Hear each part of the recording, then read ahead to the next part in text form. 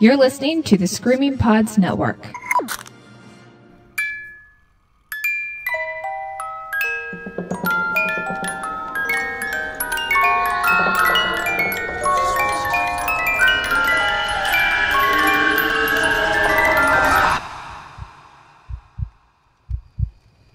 I love ghosts. It's like my favorite topic. Ghosts. What about it? I love the mystery. I secretly like to be scared. It's kind of like a guilty pleasure. Like, I mean, come on, like, who likes to get scared?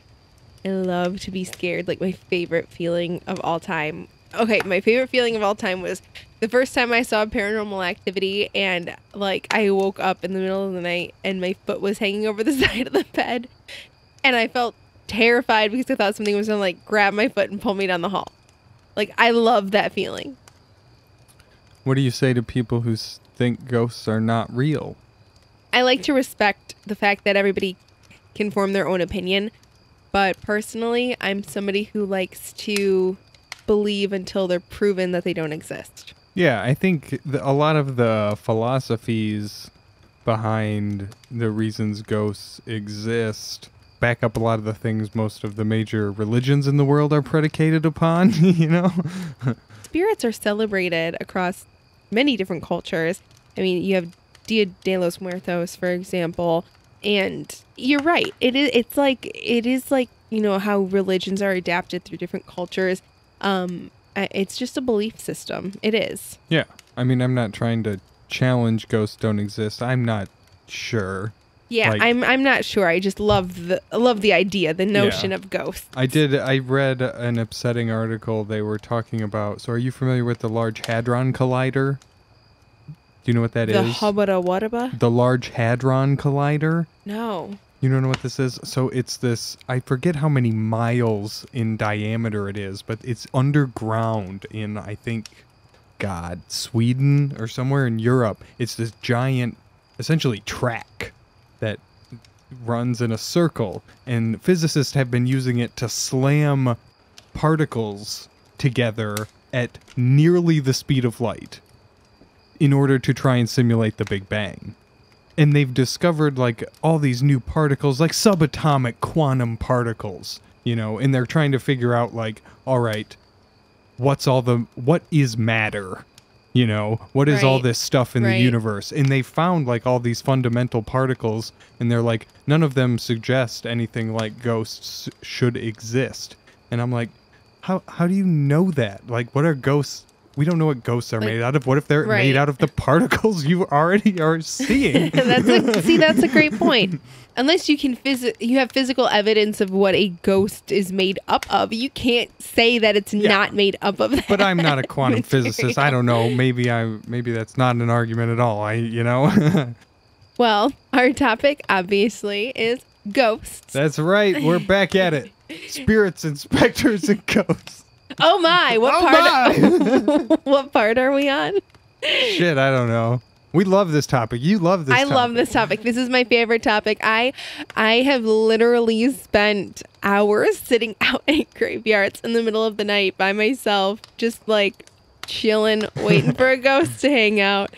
I was pretty lonely. I went through a phase in college. I was very alone. Don't get into it. If you didn't know it already, my name is Ben. And this is Jill. I'm not that lonely anymore. Thank you for joining us at the fire. Yeah. Because I have all of you for new friends. Oh, how about this? We're all here together sharing stories. This is a beautiful thing. And we've got some really great tales to tell tonight. Yeah, I'm super excited to share one of my more recent and successful amateur ghost hunt experiences. But we have a very, very lovely fan visiting us tonight to share her encounter with the spiritual realm. Becki comes to us tonight with a story from when she was growing up that has to deal with what might have been a poltergeist. I mean, it was a house in Florida, so...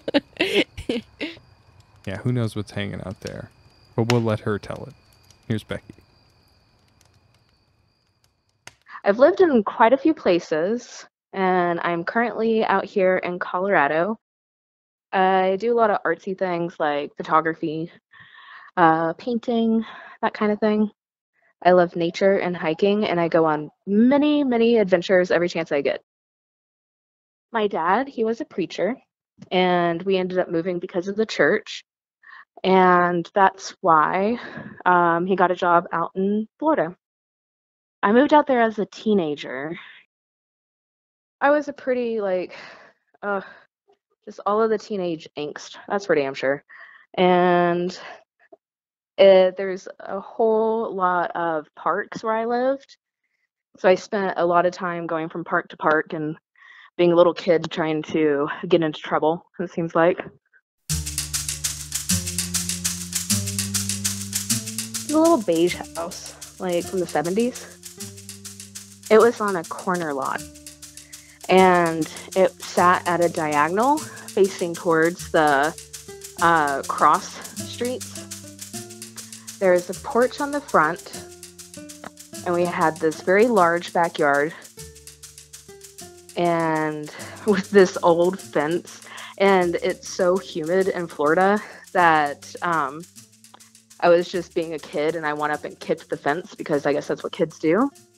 And one of the boards fell off because it's so humid that everything just kind of decays after a minute. But there are some kids in my neighborhood that were just like, do you know what happened there? And I just thought they were trying to freak me out. But after living there a few years, I found out that something did happen, but nobody wanted to talk about it. And apparently whatever happened happened in my room.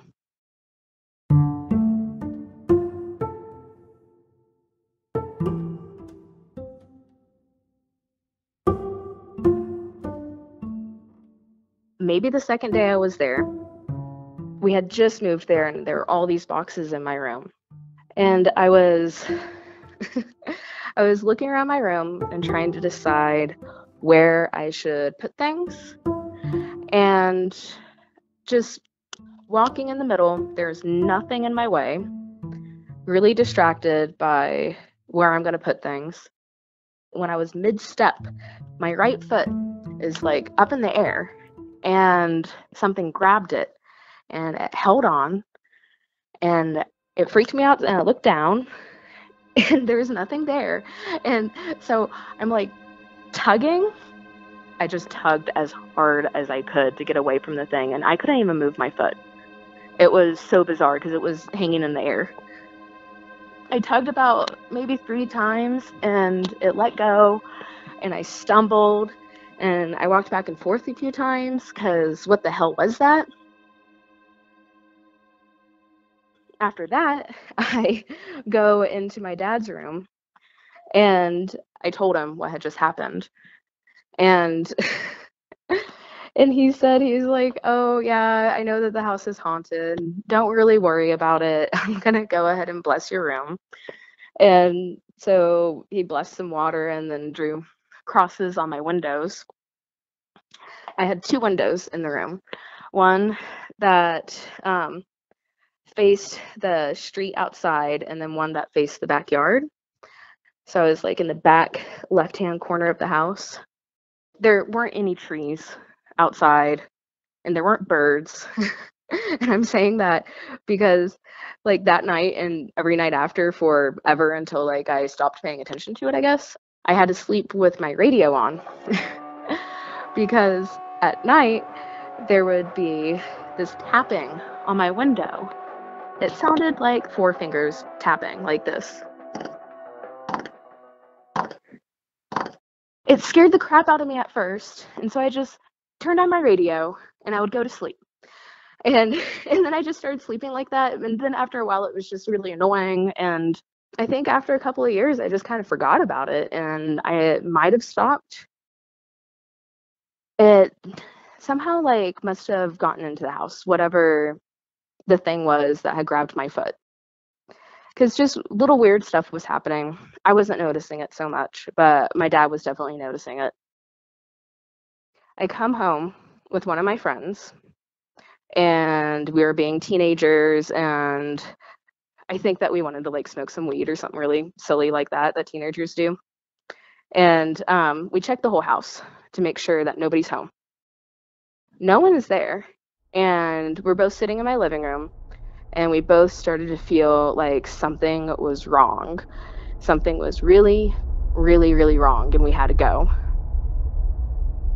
The air was tense, and it did seem like everything in it was darker. Like the lights weren't as bright, and the shadows were a lot more dense, and almost felt like they could weigh you down.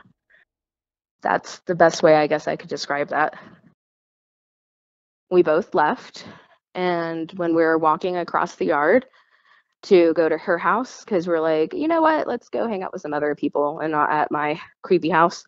We looked back at the house, and in my dad's room that was facing the street, the window blinds lifted like at eye level, like somebody was looking out, and one lifted, and then another one lifted. And we both saw that, and we both knew that nobody was in the house. And we just like took off. We were like, no, we're not going to be here. So we were gone. My dad was able to get it to leave. I have a hard time like remembering it, mostly because it was not like anything that I had ever seen or felt like ever since. I would really love it for the rest of my life to never have that experience again. When that house was feeling really dark like that, my dad noticed it. He had said a couple of things about it, and I told him that I had noticed it too. Sometime after that, I came home with two of my friends. They were sisters. We come over to my house, and my dad is there, and a couple of his friends are there, and he was praying. I think that they were praying with him, but I have a very fuzzy memory of them. When I walked into the house, it was just like this sudden, very sad, terrible, awful feeling. My two friends walk in, and they go over to one of my dad's paintings. Those two just started saying random words and the exact same words while looking at the painting. I had this like crushing feeling of just, I had to cry, and so I started crying, and I was crying almost the rest of the night. Eventually, we all went to sit in the living room where my dad and his two friends were, and all of them were praying. My two friends were scared. I sat down with them, and we kind of huddled together. Then we started to notice that on all the walls of the living room were my dad's paintings, and some of them were reflective with glass. We started noticing like these face shapes in the paintings, and the faces were moving around the room, kind of swirling. And then everything started swirling, not physical objects, but more like the air, almost like wind. The air was just swirling and swirling, and everything was getting very intense. And all of a sudden, it all went away, and the room was bright again. And we never had problems with that same spirit or energy or whatever it was. It was finally just gone. I give myself goosebumps thinking about it. It was so crazy. It was just nutty.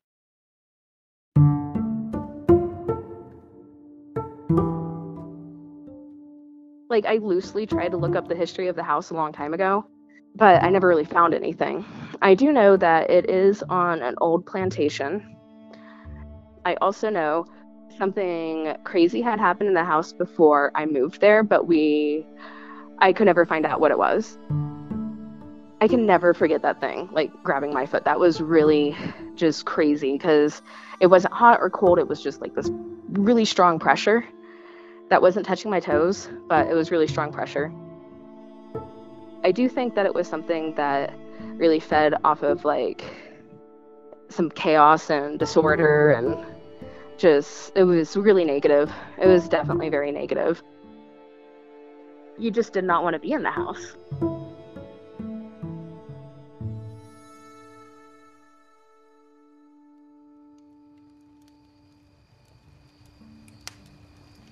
So a lot going on in this story. Like, Yeah, it's pretty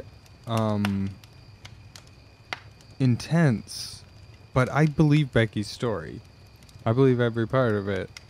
if we would have, talked with her live and not cut out any piece of that story, I mean, just the sheer terror in her voice. I mean, there were a couple of times that we had to pause because bringing back these memories can be very difficult, and that just makes it so real to me. Yeah. She's obviously been deeply affected by these interactions with the spirit. Mm-hmm. It is a very, I hesitate to say the word traumatic, but sort of, yeah, it could leave a big impression on you at that age. But so what do you think, like, analytically, if this is like a haunting, it's like a poltergeist, right? Or something? Poltergeist or just a very playful spirit. Personally, I don't think that anything was out to harm anyone, or we could have seen much more intense activity.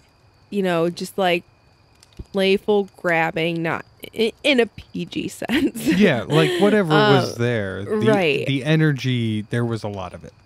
There was a lot of it, and it seemed more like it was a nuisance, like with the tapping. Right.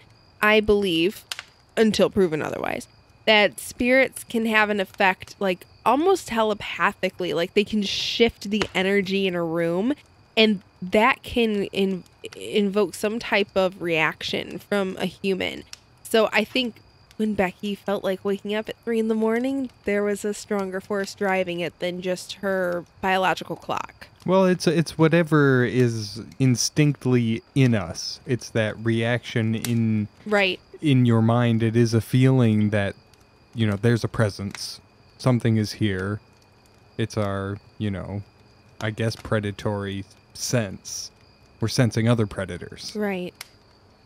And you can't discredit or disprove somebody's feelings.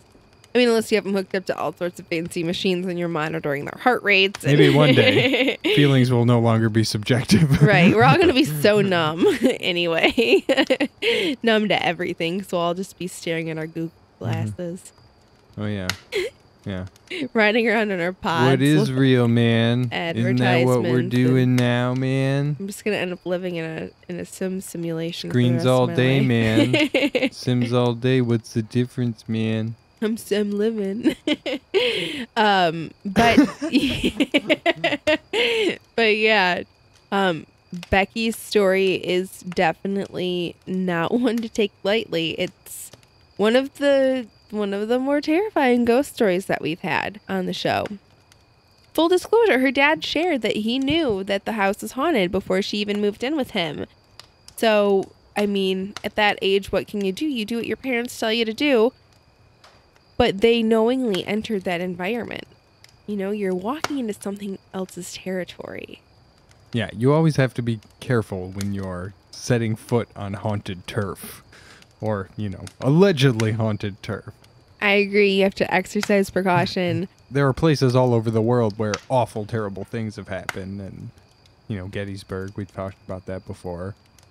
The Mount Pleasant Native American boarding school. Something can happen to those places. Things can hang around. Especially in times of war. Oh, yeah. Well, I don't have the complete history. I've myself stepped on haunted turf, or allegedly haunted turf. I went on a Navy ship and actually did an overnight investigation on a Navy ship. I have images that will be forever haunting my memory of my time there. I never felt like I was in danger, which is great. It was a very comfortable experience, but terrifying nonetheless. All aboard the U.S.S. Edson.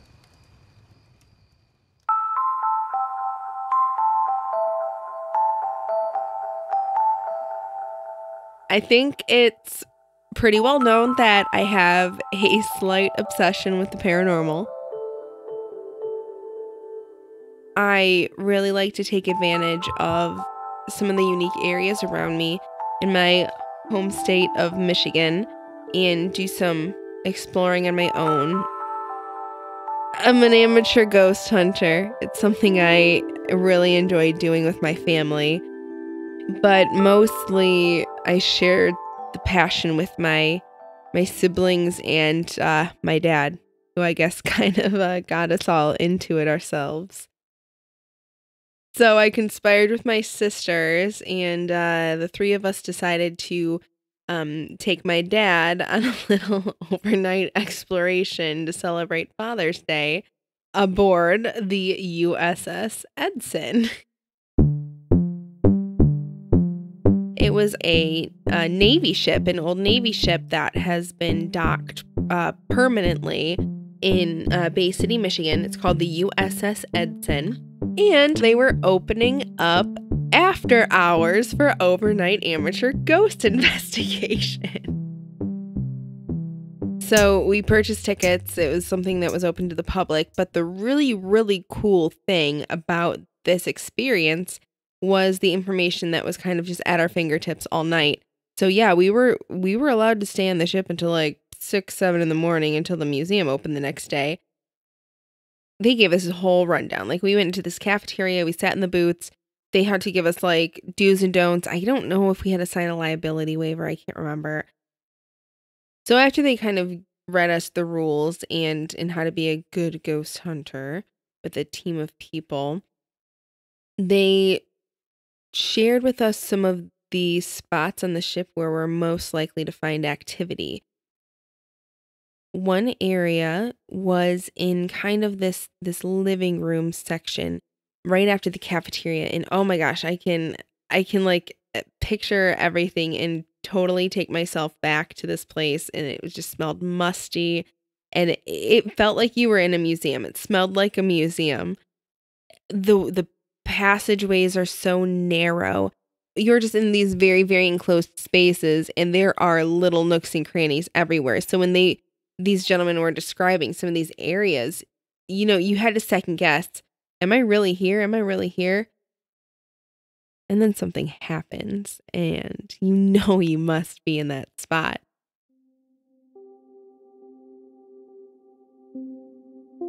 So one of the first spots that they discussed with our group was that living room area right off the dining hall, and it kind of looked like there was a conference table in there, and then there were like a back booth of couches right in the middle of that booth. One of the original caretakers of the ship, after it had gone out of service, had a heart attack on Thanksgiving Day by himself and died. It's said that his spirit still wanders to protect the ship that he loved so much. Actually, when I found the room, I sat right in the spot where he died on the couch for like 15, 20 minutes and tried to make contact with him. And the only sign that I received that I wasn't alone was the feeling that I got of just a heaviness in the room. Might I add that as we're exploring the ships, all of the lights are turned off. We are in pitch black, complete darkness, and we are only armed with our equipment, our phones, and a flashlight. This hatch in the bottom that you have to access through a floor in the tool room. Now, we spent a lot of time exploring the tool room, and this was an absolutely terrifying experience. So we're weaving and bobbing around these long aisles of shelving units that are just packed with old, I guess, supply kits and dioramas and things that they've stored from having like different exhibits in the museum. We get into this really small opening and we crawl through it and it opens into the tool room. And the tool room has like saws hanging on the walls and parts scattered everywhere, half-used oil cans spilled. It looks like somebody has been actively working in there for the last 100 years and just has never cleaned up after themselves.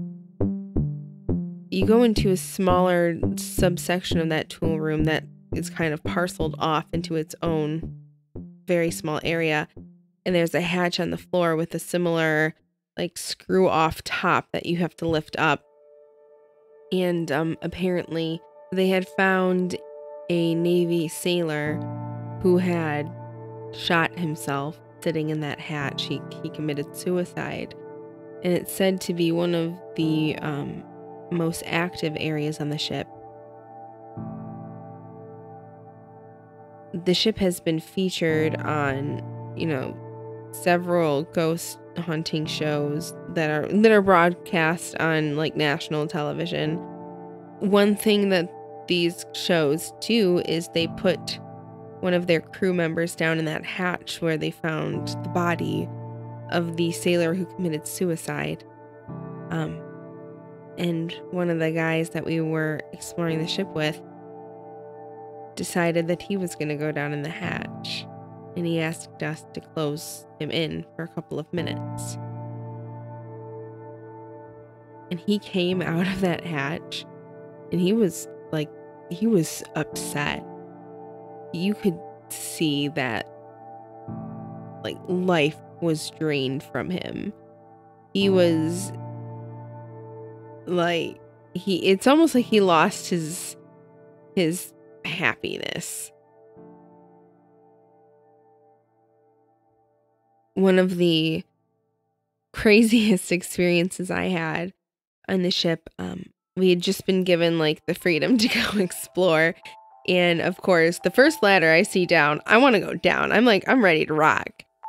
I'm going into this room without any lights. So the only light that I'm carrying is from my flashlight, and I happen to have a night vision camera in my hand.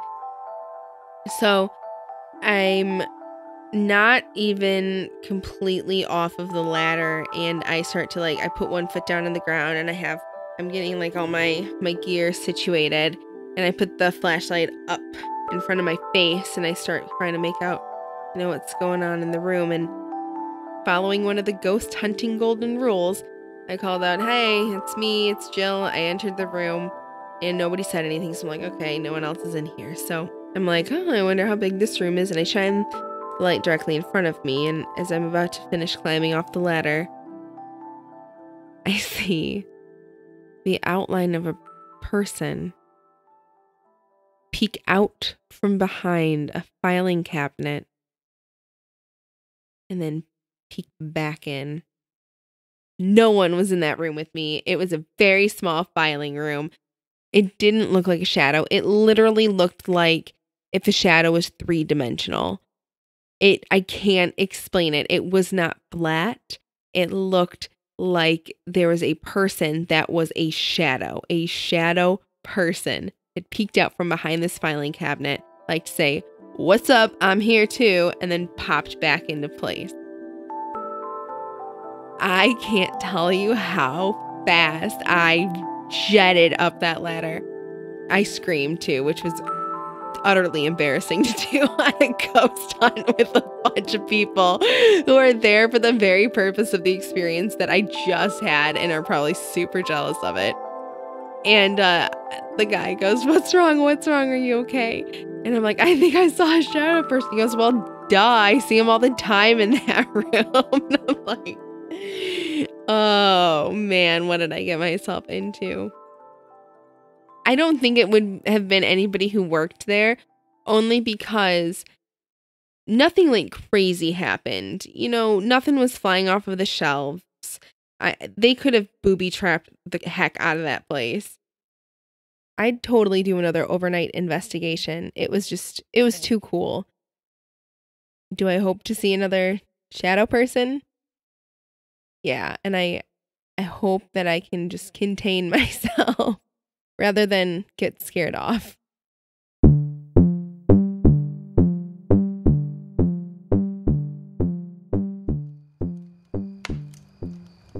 Okay, so one, boats scary.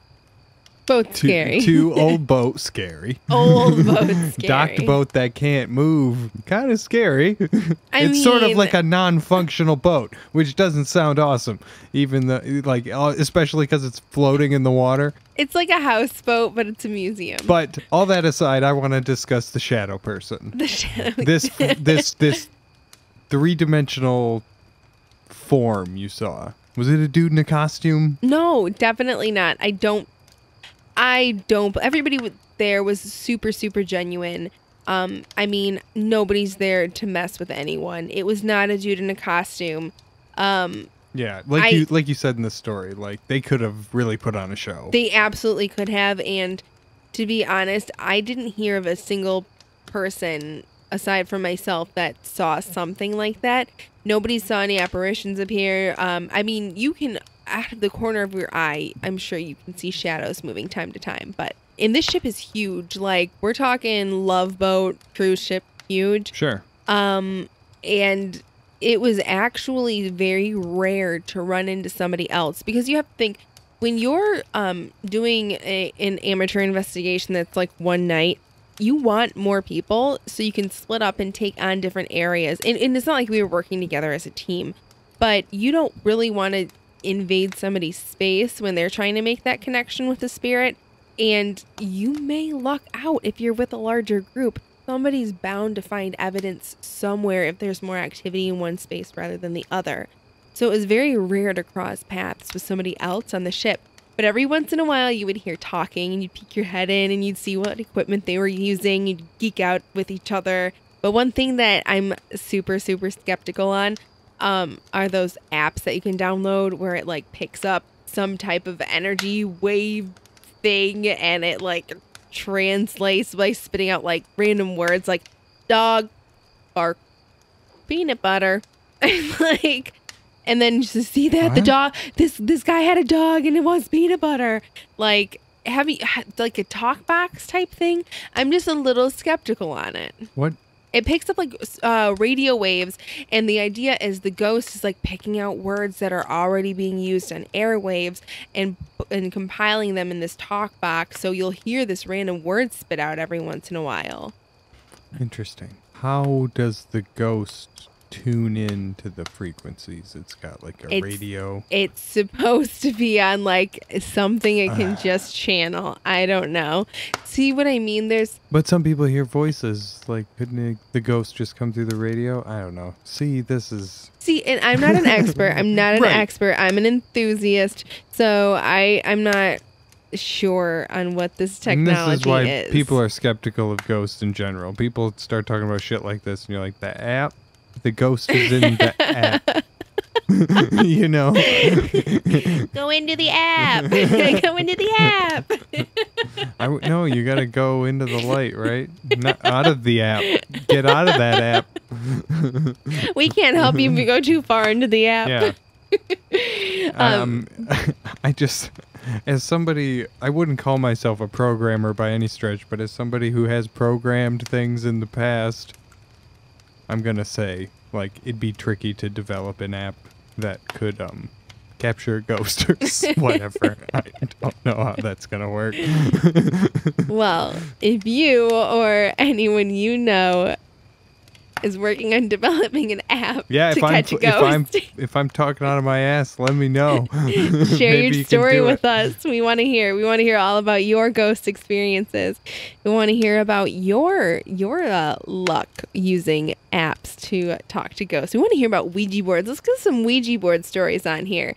I've desperately wanted to get a Ouija board to work my whole life, and I've never been able to successfully use one. It looks so easy in the movies. We'd just like to say thank you one more time to Becki. You rock. You brought it. Thanks so much for opening up and sharing your story with us at the fire. Yeah, super cool story. I'm really glad your preacher father was able to bust that ghost. Exorcise the demons. Yeah, hell yeah. Follow us on Twitter to stay up to date on all of our spooky podcast happenings @_the_fire. You can also follow me on my personal Instagram @redhotjillypepper. That's Jilly with one L. Yeah, you can't find me on any of them because I don't use them. I'm not morally opposed, but I think they're tearing society apart. So just come to our website at thefire.com, and you can always find everything you need. Yeah, Ben built us Right this there. beautiful website. All of our information's on there. It's gorgeous. You got to see it. If you're not listening to the show, which, I mean, you are listening to the show, but if your friends aren't listening to the show, at least tell them to go check out our bitchin' website. Yeah, right. Again, it's at thefire.com, and head on over to iTunes and rate and review. Let us know what you think. Yes, please help a small podcast like us grow. We are feeling the love. Thank you so much, everybody, for your support. We're getting international listeners. It's pretty cool to see where everyone's from. If you're new to the show, thanks so much for joining us. We're excited to have you, and we hope that you'll return. And if you're a fan that keeps coming back, we love you. Don't go anywhere. As always, my name is Ben. And this is Jill. We'll see you next time. At the fire.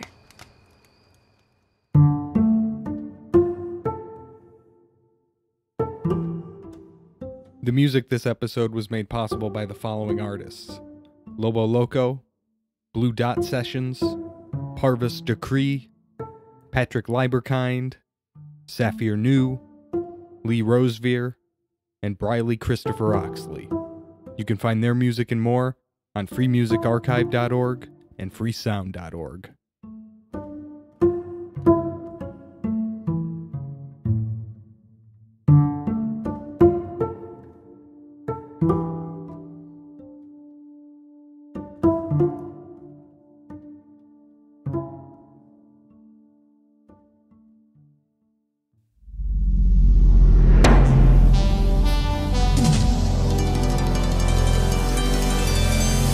You're listening to the Screaming Pods Network.